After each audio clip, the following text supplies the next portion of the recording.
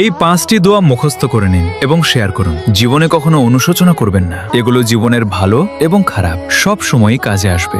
1 হাসবুনাল্লাহু ওয়া নি'মাল ওয়াকিল। এটি ইব্রাহিম আলাইহিস সালামের দোয়া। যখন তাকে আগুনে নিক্ষেপ করা হচ্ছিল তখন তিনি এই শব্দগুলোর মাধ্যমে আল্লাহকে স্মরণ করেছিলেন।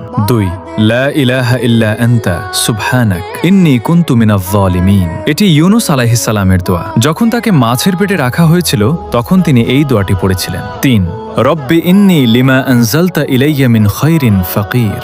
এটি মূসা আলাইহিস সালামের দোয়া।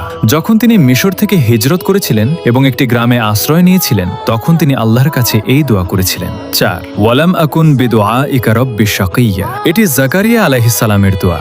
যখন আল্লাহ তাকে পুত্র ইয়াহিয়ার সুসংবাদ দিয়েছিলেন তখন তিনি এই দোয়ার মাধ্যমে কৃতজ্ঞতা প্রকাশ করেছিলেন। 5 ইয়া হাইয়্যু ইয়া কাইয়্যুম বিরহমাতিকা আস্তাগীথ আসলিহ লি শা'নি কুল্লাহু ওয়া লা তাকিলনি ইলা নাফসি তারফাতা আইন। এটি নবী করিম সাল্লাল্লাহু আলাইহি সাল্লামের দোয়া। রাসূলুল্লাহ সাল্লাল্লাহু আলাইহি সাল্লাম দুশ্চিন্তা ও বিপদের সময় এই দোয়ার মাধ্যমে প্রশান্তি লাভ করতেন।